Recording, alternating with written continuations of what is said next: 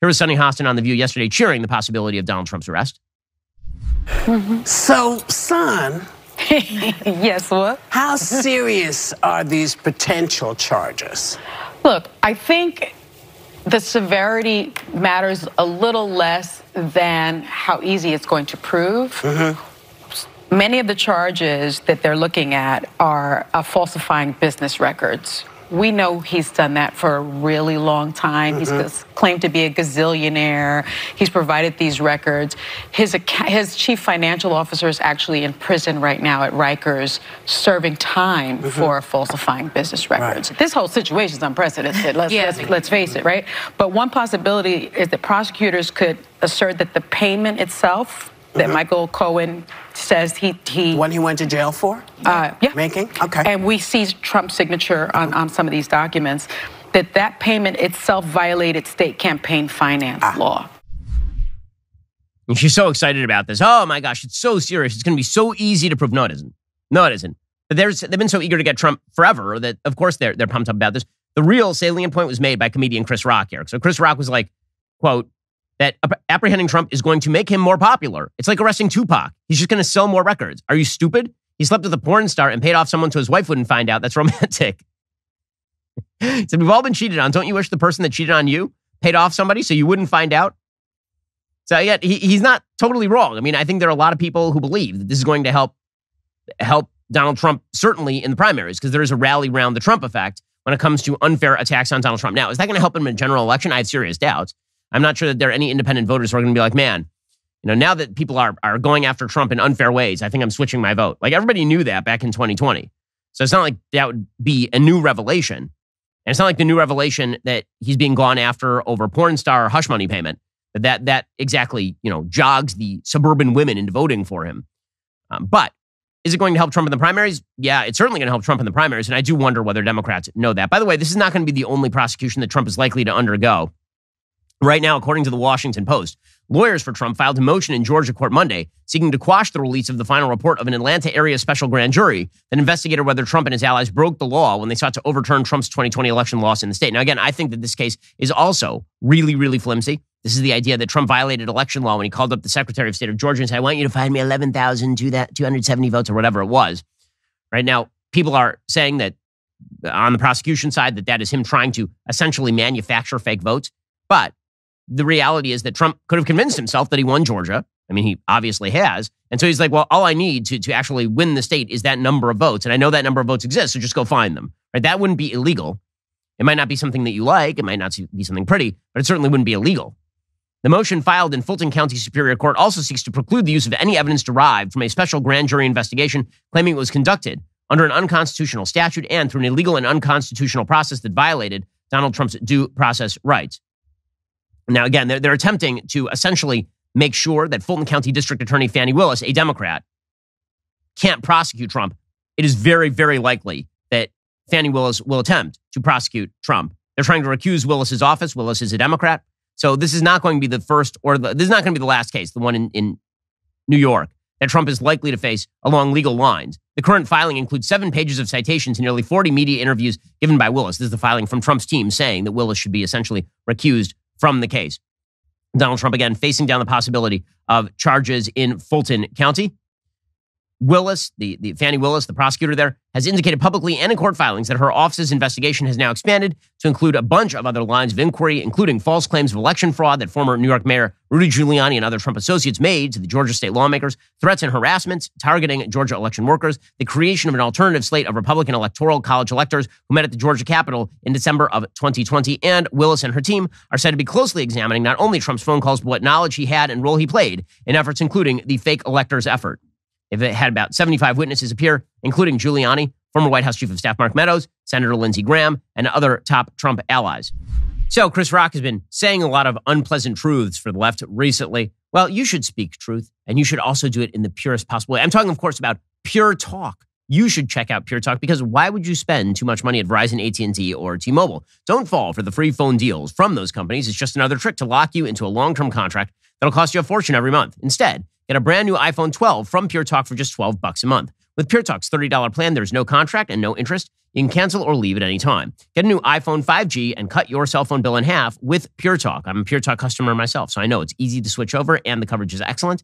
Again, head on over to puretalk.com, enter promo code Shapiro. You can save 50% off your very first month of coverage. You can choose from a variety of unlimited talk and text plans with plenty of high-speed data, all backed by 100% money-back guarantee. Pure Talk saves the average family over $900 a year. No contract, no hidden fees, no hassle. Go to puretalk.com, enter promo code Shapiro, save 50% off your very first month of coverage, and get an iPhone 12 for just $12 a month. That's puretalk.com, promo code Shapiro. Pure Talk is simply smarter wireless. Restrictions apply. See site for details. Get to more on that in a moment. First, let's talk about your skin quality. So here's the thing. When I get tired, my skin starts to look like garbage. I start to get the bags under the eyes, the whole deal. And this is why I rely on Genucel. Genucel is dedicated to helping you through tough times. To prove it, they are offering over 70% off their most popular package. Plus, for the first time ever, Genucel is including both the Ultra Retinol and Dark Spot Corrector with every purchase of their most popular package. Don't miss out on the amazing deal just in time for warmer days ahead. Genucel's Ultra Retinol contains a powerful retinol alternative safe to use on your skin in the summer sun. Their Dark Spot Corrector helps reduce the appearance of dark marks and sunspots. Right now, you can get both of them in Genucel's most popular package.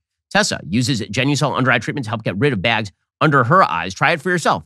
Get Genucel's most popular package for 70% off at Genucel.com/Shapiro. Every order subscription includes a luxury gift box with 2 free springtime essentials. That is 2 free gifts plus free shipping. Great deal. Go to Genucel.com/Shapiro, GENUCEL.com/Shapiro. That's Genucel.com/Shapiro. And every order subscription comes with that special gift. Genucel.com/Shapiro. The game that Trump is playing, campaign-wise, forget about the legal, because the legal is going to handle itself. Team Trump is going to win that case, I think, because, again, that case is extremely weak. But the political here is somehow to refocus the Republican public, the conservatives who are voting in the 2024 primaries, on his opponents. And that's such a weird take. Again, it's such a weird, this whole thing is about Donald Trump. It really is not about any of the other Republicans. The only thing the other Republicans should be pointing out, just in terms of national politics, is that this appears to be political targeting, and political targeting has become part and parcel of Democratic politics, and it's really ugly. And it is, in fact, authoritarian to be selectively prosecuting people that you do not like, right? That's the only thing that Republican politicians should be saying. So finally, Ron DeSantis commented on this yesterday, and here are the things that Ron DeSantis said. He started by saying that he's not going to get directly involved in a crisis manufactured by the Manhattan DA. It's like, I'm not going to follow the bouncing ball just because the Manhattan DA wishes for us to follow the bouncing ball. You have a prosecutor who is ignoring crimes happening every single day in his jurisdiction, and he chooses to go back many, many years ago to try to use something about porn star hush money payments. That's an example of pursuing a political agenda and weaponizing the office. And I think that that's fundamentally wrong. And in terms of we are not involved in this, won't be involved in this. I have no interest in getting involved in some type of manufactured circus by some Soros DA.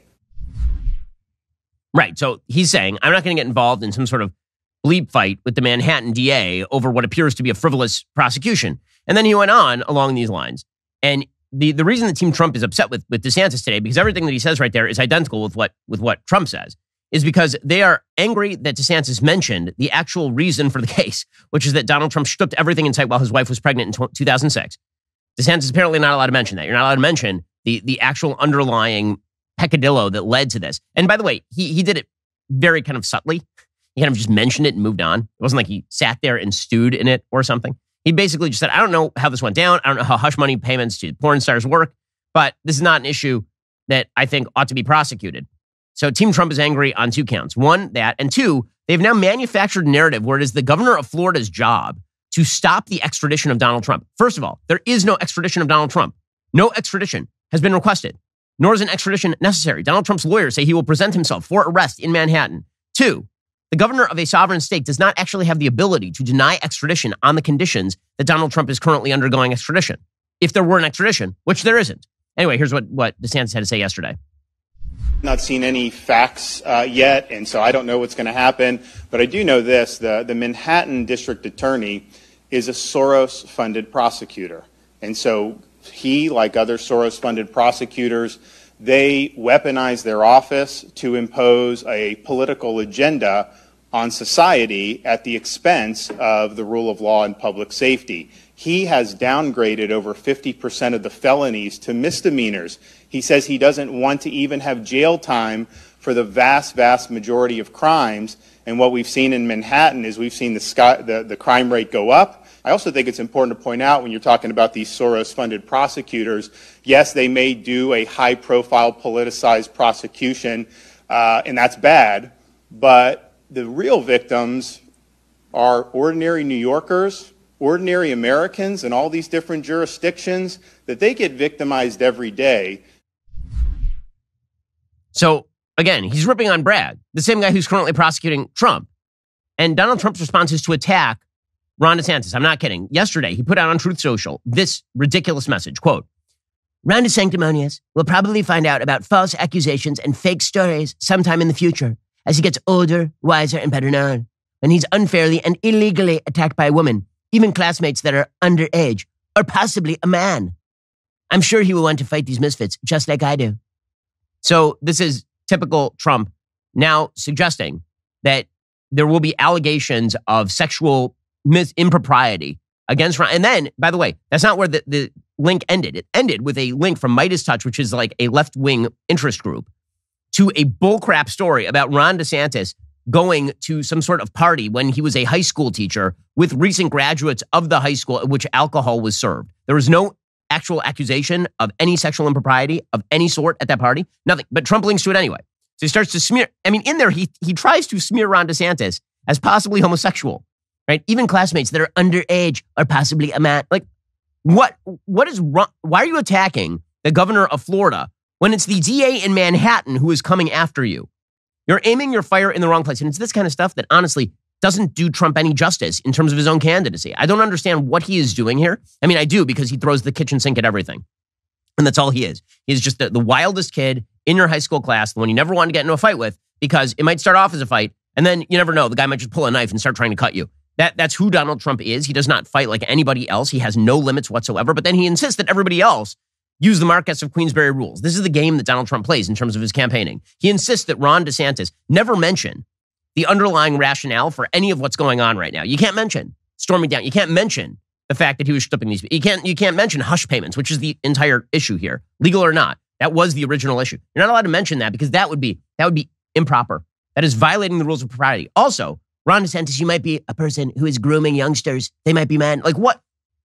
It's so kind of gross and silly. And again, there is a real issue here that is worthy of the conservative public coming to Trump's defense. Namely, Donald Trump has in fact been targeted by the left since the first day that he announced he has been targeted for improper reasons. And the mechanisms of law enforcement have been militarized against him and weaponized against him. They have been, whether you're talking about the garbage Russia collusion investigation or whether you're talking about this Alvin Bragg prosecution. Alrighty, guys, the rest of the show is continuing right now. You're not going to want to miss it. We'll be getting into the latest on the economy. The Federal Reserve is going to have to make some hard decisions this week, plus the mailbag. If you're not a member, become a member. Use code Shapiro at checkout for 2 months free on all annual plans. Click the link in the description and join us.